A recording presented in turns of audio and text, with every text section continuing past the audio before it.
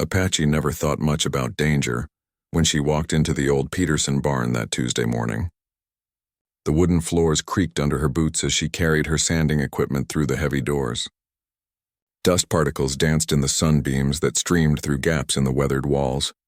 She had been refinishing floors for 12 years, and this job seemed like any other. The Peterson family had hired her to restore the original hardwood floors in their century-old barn. They planned to convert it into a wedding venue, and Apache's reputation for bringing old wood back to life made her the obvious choice. She had transformed countless floors from worn and neglected to beautiful and gleaming. This barn would be no different, or so she thought. Apache set up her equipment methodically the way she always did. Her industrial sander sat in the center of the space, connected to a long orange extension cord that snaked across the floor to an outlet near the entrance. Boxes of sandpaper in different grits were stacked nearby, along with her vacuum, protective masks, and bottles of wood stain. The familiar smell of old wood and dust filled her nostrils as she prepared for what she expected would be 3 days of steady work. The barn stretched about 60 feet long and 30 feet wide, with high ceilings supported by massive wooden beams that had weathered more than a century of seasons. Hay bales were still stacked in one corner from the barn's farming days, and old farming equipment sat covered in tarps along the far wall. Apache had worked in similar spaces before, though few were quite this large or this old. She started in the far corner, away from the entrance, working her way systematically across the ancient planks. The sander's motor hummed steadily as it stripped away decades of grime, animal stains, and weathering. Beneath the surface damage, beautiful oak grain began to emerge, golden and rich. Apache smiled as she worked, already envisioning how stunning these floors would look once she finished. The morning passed quietly. Apache was used to working alone, finding peace in the repetitive motion and the gradual transformation of the wood beneath her hands. She wore her usual work clothes, sturdy jeans, steel-toed boots, and a flannel shirt that had seen better days. Her long brown hair was pulled back in a practical ponytail, and safety glasses protected her eyes from flying debris. Around noon, she took a break to eat lunch outside in the fresh air. The Peterson property was beautiful, with rolling hills stretching into the distance and a farmhouse that looked like something from a postcard. Mrs. Peterson brought her a glass of iced tea and chatted about the upcoming wedding plans. Their daughter was getting married in the fall, and they wanted everything to be perfect. "You're doing beautiful work," Mrs. Peterson said, peering through the barn doors at the section Apache had already completed. "Sarah's going to love dancing on these floors." Apache returned to work with renewed energy, thinking about the young couple who would celebrate their wedding in this space. She always took pride in her work, but knowing it would be part of such an important day made her want to do her absolute best. The afternoon sun climbed higher, making the inside of the barn warm despite the autumn air outside. Apache opened both sets of doors to create a cross breeze, but the old building still felt stuffy. She paused occasionally to wipe sweat from her forehead and drink water from the thermos she always carried. As the day wore on, Apache noticed the electrical outlet she was using seemed loose in the wall.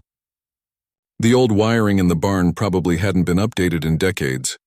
She made a mental note to mention it to Mr. Peterson when she saw him. Old barns often had quirky electrical systems, and she had learned to be cautious around anything that seemed worn or outdated. The work was going well, better than expected. The oak floors were in excellent condition beneath their weathered surface, and Apache estimated she might finish a day ahead of schedule. She had already completed about a third of the barn, revealing beautiful wood grain that would be stunning once she applied the final stain and protective coating. As evening approached, Apache began cleaning up for the day. She coiled her extension cord carefully, knowing that proper care of her equipment was essential for both safety and longevity. The sander was expensive, and she couldn't afford to replace it if something went wrong. She swept up the sawdust and wood shavings, bagging them for disposal. The cleanup was always tedious, but it was part of maintaining a professional appearance. Before leaving, Apache walked through the completed section one more time, running her hand over the smooth wood. The transformation was already dramatic. What had been dull, stained planks that morning now gleamed with warm golden tones. She could picture the wedding reception, with string lights hanging from the rafters and guests dancing across the beautiful floors. The drive home was peaceful, winding through country roads as the sun set behind distant hills. Apache lived alone in a small house she had bought with money saved from years of floor refinishing work. It wasn't much, but it was hers, and she took pride in the independence her skills had given her. She had started learning the trade from her father, who had been a carpenter and had gradually specialized in floor restoration. That evening, Apache prepared for the next day's work. She checked her equipment, ensuring everything was in good working order. She reviewed her timeline, planning which sections of the barn to tackle next. The weather forecast called for clear skies, which was perfect for keeping the barn doors open for ventilation. She went to bed early, as was her habit during big projects. Physical work demanded adequate rest, and Apache had learned to respect her body's needs. As she drifted off to sleep, she thought about the progress she had made and looked forward to seeing more of the beautiful wood emerge from beneath its weathered surface. Apache had no way of knowing that this would be her last peaceful night's sleep for a very long time.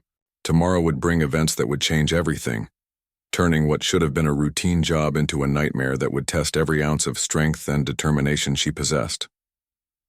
Apache arrived at the Peterson barn the next morning with her usual enthusiasm, unaware that this day would be unlike any other in her 12-year career. The morning air was crisp, carrying the scent of autumn leaves and distant wood smoke from someone's fireplace. She unlocked the barn doors and surveyed her work from the previous day, still pleased with the progress she had made. The electrical outlet that had seemed loose yesterday was definitely worse now. When Apache plugged in her extension cord, she had to wiggle the plug to get a solid connection.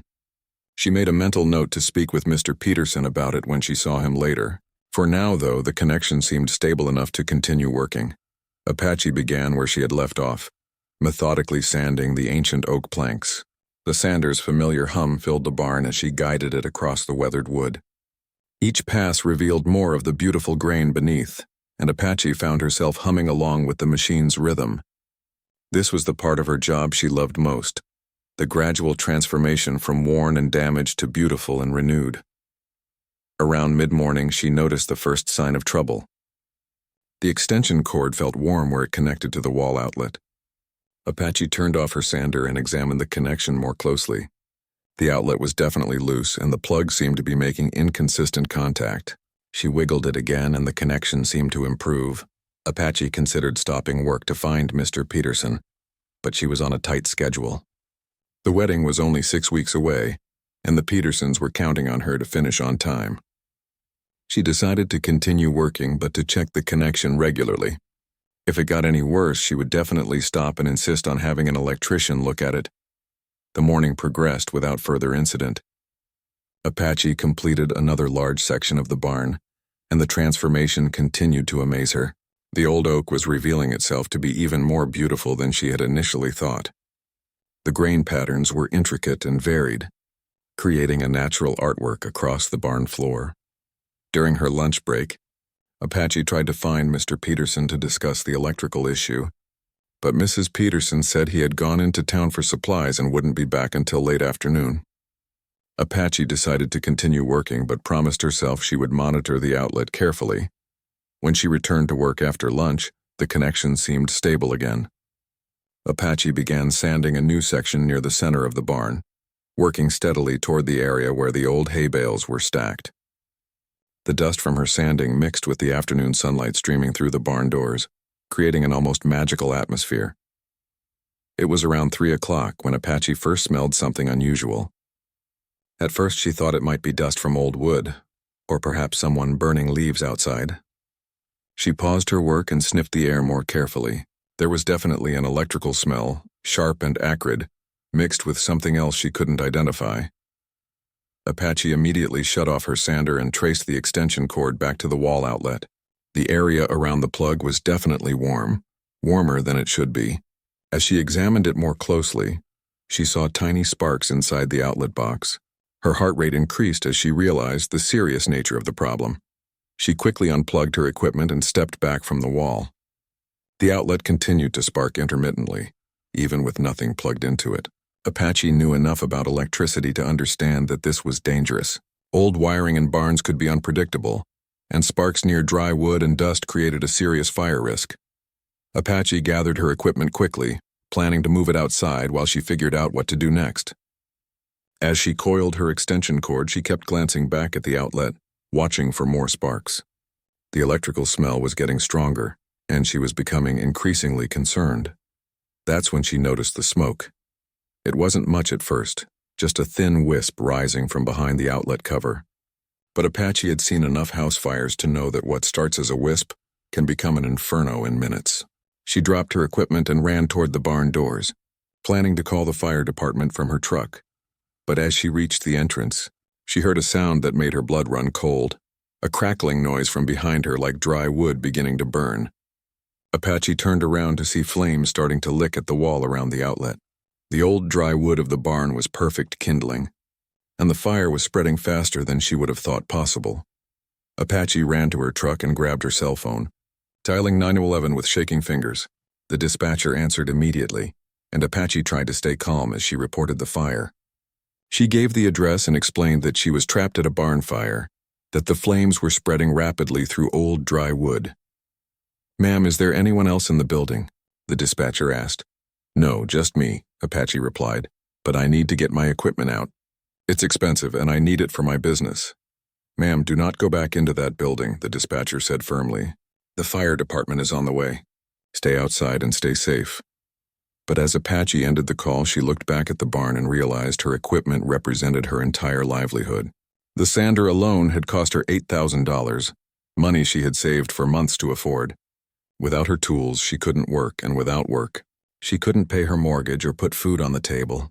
Against every instinct for self-preservation, Apache made a decision that would nearly cost her life. She ran back toward the barn, thinking she could quickly grab her most essential tools before the fire spread too far. The flames were still mostly contained to one wall, and she thought she had time. As she entered the barn, the smoke was already thicker than she had expected. The fire was moving along the old wooden walls faster than seemed possible, fed by decades of accumulated dust and dry wood. Apache could hear the crackling growing louder, more intense as the flames found more fuel. She reached her equipment and began dragging the heavy sander toward the door. But as she struggled with its weight, she heard a sound that made her heart stop, a loud crack from somewhere above her. Looking up, she saw that the fire had reached the rafters, and the massive wooden beams that had supported the barn for over a century were beginning to smolder. Apache realized with growing horror that she had made a terrible mistake. The fire was spreading much faster than she had anticipated, and the barn's old dry wood was feeding the flames like gasoline. Worse, the smoke was getting thicker, making it harder to see and breathe. She abandoned her equipment and stumbled toward where she thought the entrance should be, but the smoke was disorienting her. As she groped through the increasingly thick smoke, Apache began to understand that she might not make it out alive. The barn was becoming a furnace around her, and she was losing her sense of direction in the choking darkness. The smoke was so thick now that Apache could barely see her own hands in front of her face. She stumbled through the barn, trying to remember the layout she had known so well just minutes before. The familiar space had become an alien maze of smoke and confusion. Her lungs burned with each breath, and her eyes streamed tears that did nothing to clear her vision. Apache dropped to her hands and knees, remembering advice she had heard about staying low during fires. The air was slightly clearer near the floor, but not by much. She crawled in what she hoped was the direction of the entrance, feeling her way along the wooden planks she had been so carefully refinishing just hours earlier. The sound of the fire had grown from a gentle crackling to a roaring monster that seemed to surround her on all sides. She could hear wooden beams groaning above her head as the century-old structure began to succumb to the flames. The barn that had stood through countless storms and seasons was being consumed by fire in a matter of minutes. Apache's hands found something solid, one of the support posts that ran down the center of the barn. She tried to use it as a reference point to orient herself, but the smoke was so disorienting that she couldn't tell which direction she was facing. Panic began to set in as she realized she might be crawling deeper into the barn instead of toward the exit. The heat was becoming unbearable. Apache could feel it pressing against her skin like a physical force, and she knew the flames must be very close. Her work clothes, which had always protected her during long days of physical labor, now felt inadequate against the intensity of the fire. She could smell her own hair singeing as the temperature continued to rise. Apache forced herself to think logically despite her rising panic. She remembered that she had been working near the center of the barn when the fire started, and that the entrance was behind her and to the left. She tried to picture the layout in her mind, using the support post as her starting point to navigate through the deadly maze. As she crawled what she hoped was toward safety, Apache encountered her abandoned sanding equipment.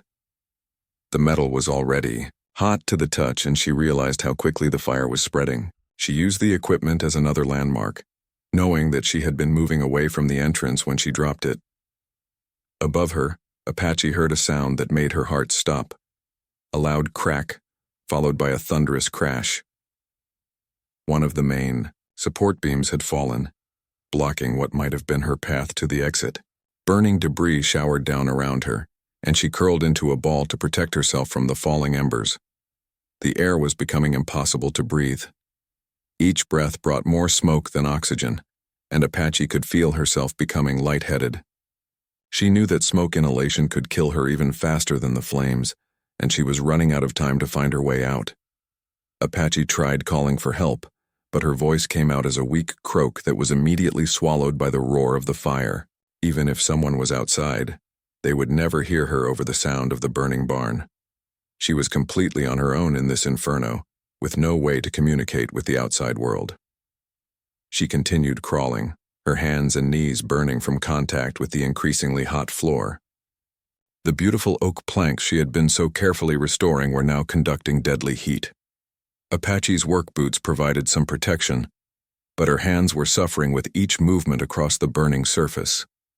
In her growing desperation, Apache began to think about the people who would miss her if she didn't survive. Her elderly mother, who lived 2 hours away and spoke to her every Sunday. Her few close friends who shared her love of craftsmanship and honest work. The Peterson family, who would blame themselves for what was happening, even though it wasn't their fault.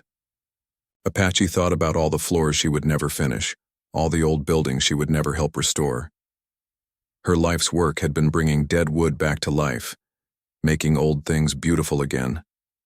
The irony that she might die surrounded by burning wood was not lost on her, even in her desperate state. But Apache had not survived 12 years of physical labor and independent living by giving up easily. She forced herself to keep moving, to keep searching for a way out. She tried to remember every detail of the barn's layout, every door and window that might offer escape. Then she remembered something that gave her a spark of hope. There had been a small window near the back wall of the barn, partially hidden behind some old farming equipment. It wasn't large, but it might be big enough for her to crawl through if she could find it. The question was whether she could reach it before the smoke and flames overcame her. Apache changed direction, crawling toward where she thought the back wall should be. The journey seemed to take forever, and several times she had to stop and rest as dizziness overwhelmed her. Her body was running out of oxygen, and she could feel herself weakening with each passing moment. The heat was so intense now that Apache's clothes were beginning to smolder. She could feel the fabric of her flannel shirt growing hot against her skin, and she knew it was only a matter of time before her clothing caught fire. The steel toes of her boots were conducting heat, making each movement painful. Apache's hands found the back wall of the barn, and she began feeling along its surface, searching for the window she remembered. The wood was burning hot to the touch, and she had to pull her hands away several times to prevent serious burns. She was running out of time and strength, and she knew this might be her last chance to find an escape route. Her searching hands finally found what she was looking for, the frame of the small window.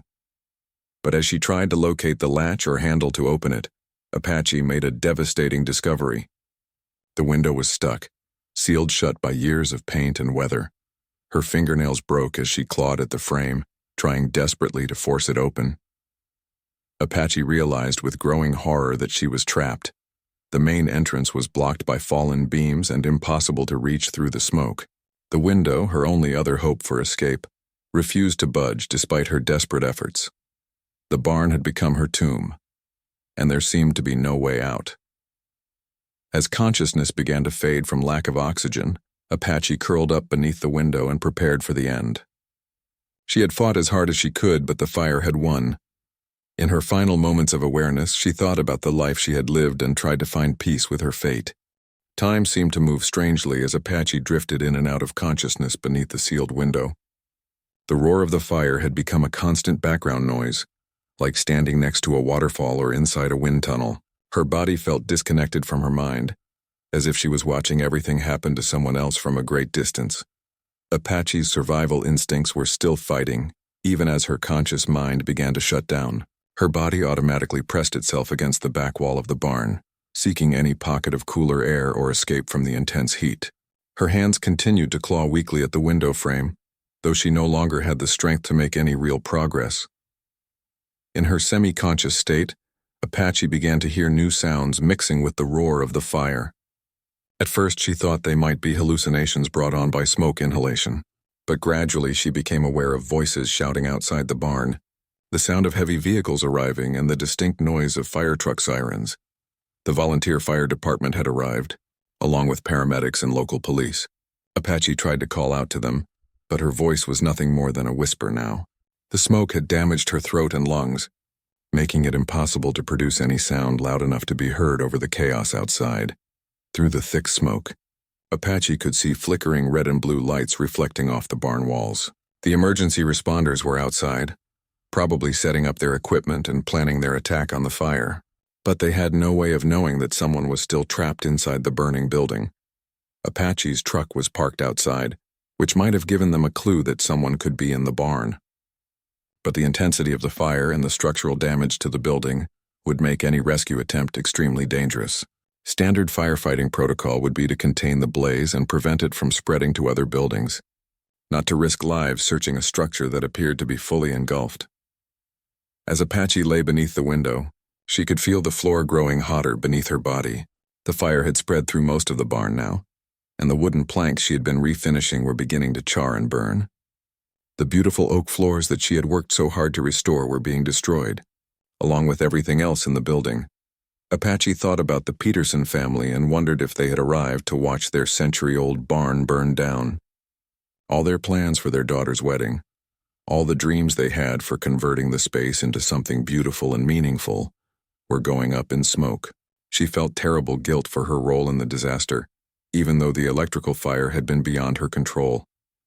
The heat continued to intensify, and Apache knew she had very little time left. Her work clothes were smoldering, and she could feel her skin beginning to burn in several places. The pain was becoming overwhelming, but she was too weak from smoke inhalation to do anything about it. Outside, Apache could hear the firefighters working to control the blaze. Water was hitting the exterior walls of the barn, creating clouds of steam that made the air inside even more difficult to breathe. The combination of smoke and steam created a thick fog that made visibility absolutely zero. Apache closed her eyes and tried to focus on breathing what little clean air remained near the floor. Each breath was a struggle, and she could taste the smoke and ash coating her throat and lungs. She knew that even if she somehow survived the fire, the damage to her respiratory system might be permanent. In her weakened state, Apache began to have strange dreams and visions. She saw herself as a child, learning to use tools in her father's workshop. She remembered the first floor she had ever refinished, how proud she had been when the old wood gleamed like new. She thought about all the satisfied customers who had trusted her with their homes and businesses. Apache also found herself thinking about things she had never done, places she had never seen. She had always been focused on work, on building her business and maintaining her independence. She had never taken time for travel or relationships or the other experiences that make life rich and full. Now facing death, she regretted those missed opportunities. The sound of splintering wood brought Apache back to the present moment. More of the barn structure was failing as the fire consumed the supporting beams. She could hear massive timbers crashing down in other parts of the building, and she knew it was only a matter of time before the entire structure collapsed. Apache tried once more to open the window. Summoning what little strength remained in her burned and blistered hands, she managed to get her fingers under the frame and pull, but the window still wouldn't budge. Years of paint and swelling from moisture had sealed it as effectively as if it had been welded shut. As Apache lay back against the wall, she noticed something strange happening to the window above her. The intense heat was causing the old glass to crack and pop. Small pieces were beginning to fall, creating tiny openings that let in microscopic amounts of fresh air.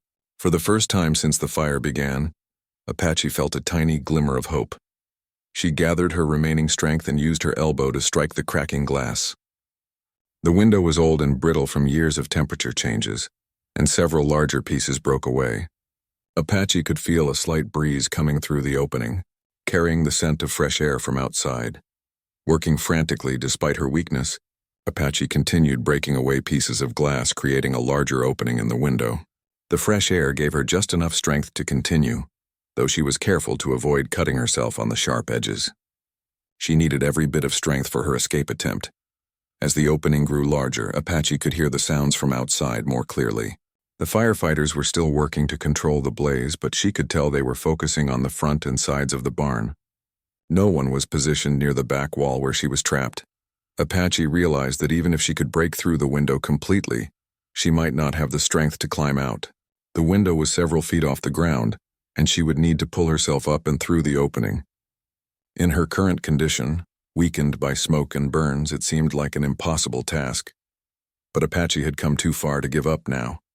She had found a potential escape route, and she was determined to use it, even if it took every ounce of strength she had left. The alternative was certain death, and Apache wasn't ready to accept that fate without fighting until the very end. Apache worked desperately to clear more glass from the window frame, her burned hands shaking with exhaustion and pain. Each piece of glass she knocked away brought a little more fresh air into her lungs, giving her just enough strength to continue. The opening was now large enough for her to fit through, but the real challenge lay ahead, somehow getting her weakened body up and through the window. The window was about 4 feet off the ground, which would normally be an easy climb for someone of Apache's physical abilities, but smoke inhalation and burns had sapped her strength to the point where even standing seemed impossible. She would need to find a way to boost herself up or create some kind of ladder to reach the opening. Apache felt around in the smoke and darkness for anything she could use to help her climb. Her hands found some of the old farming equipment that was stored along the back wall of the barn. There was an old wooden crate that might support her weight, though she couldn't tell in the poor visibility whether it was sturdy enough for climbing. With tremendous effort, Apache managed to drag the crate beneath the window. The box was heavy and awkward to move, and she had to stop several times to rest and breathe what little clean air was coming through the opening. Her muscles felt like they were filled with lead, and every movement required enormous willpower to complete. Standing on the crate brought Apache's head level with the bottom of the window opening. She could feel fresh air on her face for the first time since the fire began, and it was like a miracle after breathing nothing but smoke for what felt like hours. She took several deep breaths, trying to clear her lungs and regain some strength for the climb ahead. But as Apache prepared to pull herself through the window, she heard a sound that filled her with dread, the distinctive crack of major structural failure somewhere above her. The fire had weakened the barn's main support beams to the point where they could no longer hold the weight of the roof. The entire building was about to collapse. Apache knew she had seconds, not minutes, to get out of the barn. She grabbed the window frame with her burned hands and tried to pull herself up, but her arms felt too weak to support her body weight. She fell back onto the crate, precious seconds ticking away as the building groaned and swayed around her. Outside the window, Apache could see the ground just a few feet below. Freedom and safety were so close she could almost touch them, but her body seemed to have reached the limits of its endurance. She tried again to pull herself up, managing to get her elbows on the windowsill before her strength gave out and she fell back again. Apache was facing the cruel irony of dying just feet from safety, with fresh air and rescue so close that she could see them. The window opening might as well have been a mile away for all the good it was doing her in her weakened condition. She had fought so hard to create this escape route, only to find herself too weak to use it. That's when Apache heard something that made her heart leap with hope. The sound of someone moving through the brush outside the barn.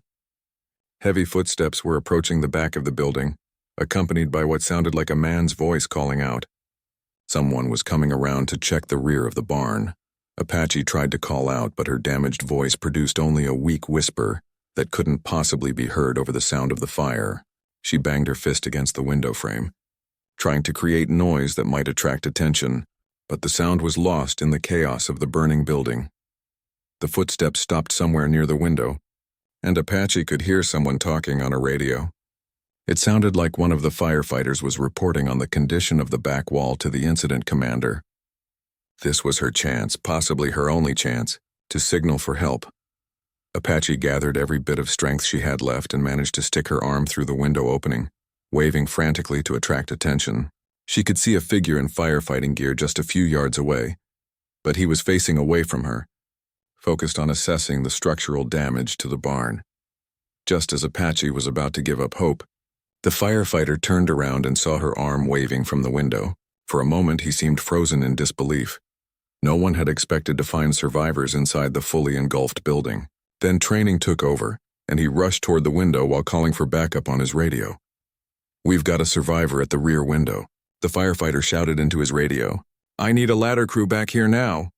The firefighter reached the window and looked up at Apache's soot-covered face. "Ma'am, can you hear me? We're going to get you out of there. Just hang on a little longer." Apache tried to respond, but her voice was gone. She could only nod weakly to show that she understood. The firefighter, whose name tag read Martinez, was already assessing the situation and planning the rescue. "The window's too high for a direct pull," Martinez radioed to his team. "I'm going to need to boost her from below while someone stabilizes from above." Apache could hear more footsteps approaching as additional firefighters rushed to assist with the rescue. A ladder was being extended to reach the window from outside, while Martinez positioned himself below to help push Apache up and out. "Ma'am, I'm going to lift you from below while my partner pulls from above," Martinez explained. "You don't need to do anything except try to stay conscious. We've got you." Apache felt strong hands grab her legs and begin lifting her toward the window opening. At the same time, another firefighter on the ladder reached through the window and grabbed her arms, pulling her upward. The coordination between the two rescuers was precise and professional, clearly the result of extensive training and experience. As Apache was lifted through the window, she felt the cool evening air hit her face like a blessing. The contrast between the suffocating heat inside the barn and the fresh air outside was so dramatic that it almost made her faint. She took deep, grateful breaths as the firefighters carried her away from the burning building. The rescue came just in time. As the firefighters carried Apache to safety, a massive section of the barn's roof collapsed with a thunderous crash, sending sparks and burning debris flying in all directions. The area where Apache had been trapped was now completely consumed by flames and falling timbers. Apache was placed on a stretcher and immediately surrounded by paramedics who began assessing her condition.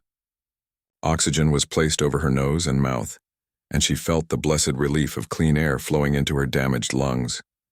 IV lines were started to combat dehydration, and her burns were quickly evaluated and treated. As the ambulance prepared to transport Apache to the hospital, she caught a glimpse of the Peterson family standing nearby, tears streaming down their faces. Mrs. Peterson was clutching her husband's arm, both of them looking shocked and grateful that Apache had survived. Their barn was a total loss, but they clearly understood that a human life was infinitely more valuable than any building. The ambulance ride to the hospital was a blur of medical equipment, concerned voices, and the overwhelming relief of being alive. Apache drifted in and out of consciousness as the paramedics worked to stabilize her condition. Her lungs felt raw and damaged from the smoke. Her hands throbbed with pain from the burns, and her entire body ached from the ordeal she had just survived.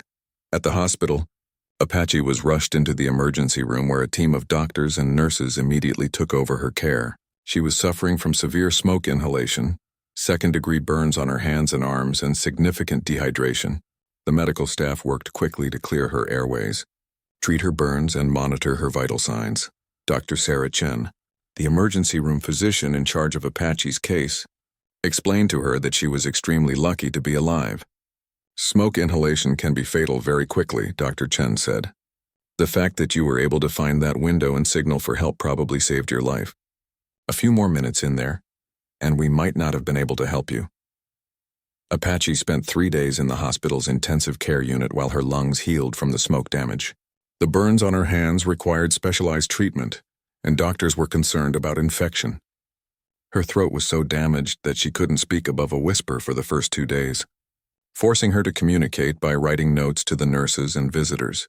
The Peterson family visited Apache every day while she was in the hospital. They brought flowers, homemade soup, and heartfelt apologies, even though Apache tried to tell them the fire wasn't their fault. The old electrical wiring in the barn had simply failed, creating a dangerous situation that no one could have predicted. "We feel terrible about what happened," Mrs. Peterson said during one of their visits. "That old barn should have been rewired years ago. We had no idea the outlets were so dangerous." Apache wrote on her notepad that accidents happen and that she was just grateful to be alive. She was more concerned about the Peterson family losing their barn and having to find a new venue for their daughter's wedding than she was about her own injuries. Local news crews arrived at the hospital wanting to interview Apache about her dramatic rescue. The story of the floor refinisher who was trapped in a burning barn and saved by a hunter who happened to be checking the back of the building had captured the community's attention. Apache declined most interviews, preferring to focus on her recovery rather than reliving the terrifying experience. The hunter who had spotted her arm waving from the window turned out to be Martinez, the firefighter who had coordinated her rescue. He wasn't actually hunting, but was part of the volunteer fire department's rural response team. His decision to check the entire perimeter of the barn, rather than just focusing on the main fire, had literally saved Apache's life. Martinez visited Apache in the hospital and explained what had happened from his perspective. "I was doing a standard assessment of the building's structural integrity when I saw movement at that back window," he said. "At first I thought it might be debris blowing in the wind, but then I realized it was someone's arm. I've never been so shocked in 15 years of firefighting." Apache's recovery was slow but steady. Her lungs gradually cleared as the damage from smoke inhalation healed. The burns on her hands required skin grafts in several places, and doctors warned her that she might have permanent scarring and reduced flexibility in her fingers. For someone whose livelihood depended on manual dexterity, this was devastating news. Physical therapy became a daily routine as Apache worked to regain strength and mobility in her hands. The exercises were painful and frustrating, especially knowing that her ability to continue her career hung in the balance. Some days she felt optimistic about her progress, while others left her wondering if she would ever be able to handle tools with the precision her work required. The insurance investigation into the barn fire concluded that faulty electrical wiring was indeed the cause. The outlet that Apache had been using was found to have deteriorated connections that created an arc fault, igniting the surrounding wood.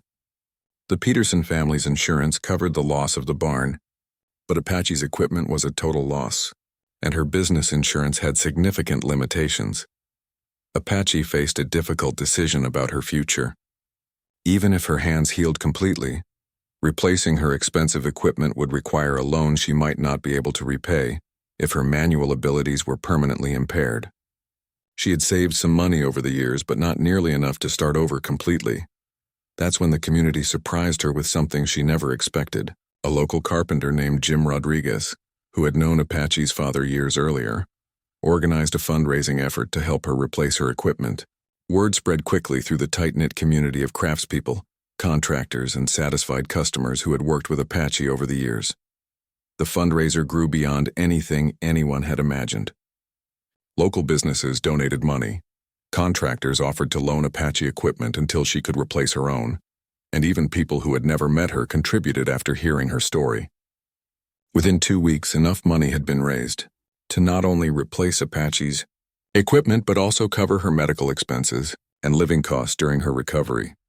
Apache was overwhelmed by the generosity of people who stepped forward to help her. She had always been fiercely independent, preferring to solve her own problems rather than ask for help.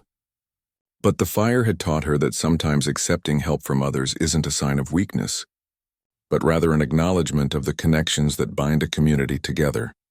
6 months after the fire, Apache was back to work, though with some limitations. Her hands had healed well enough for her to handle tools, but she tired more easily than before, and her grip strength wasn't quite what it had been. She had to be more careful about safety protocols and couldn't work the long hours she once had. The Peterson family found a new venue for their daughter's wedding, and Apache was invited as an honored guest.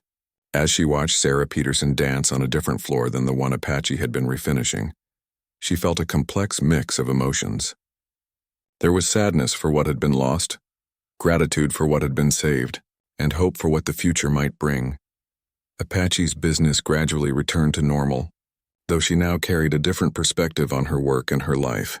The experience of nearly dying had changed her priorities, making her more aware of the preciousness of each day and the importance of the relationships in her life. She still took pride in bringing old floors back to life, but she no longer defined herself entirely by her work. The barn fire became a turning point that taught Apache about resilience, community, and the unexpected ways that life can change in an instant. She had gone to work that morning expecting a routine day of floor refinishing, and instead faced a life-threatening crisis that tested every ounce of her strength and determination. But she had survived, and in surviving, she had discovered reserves of courage she never knew she possessed. Apache still drove past the Peterson property occasionally, where a new barn now stood in place of the one that had nearly become her tomb. The sight always reminded her of that terrifying day, but also of the firefighter who had spotted her desperate signal for help, and the community that had rallied to support her recovery. It was a reminder that even in the darkest moments, hope and help can come from unexpected places.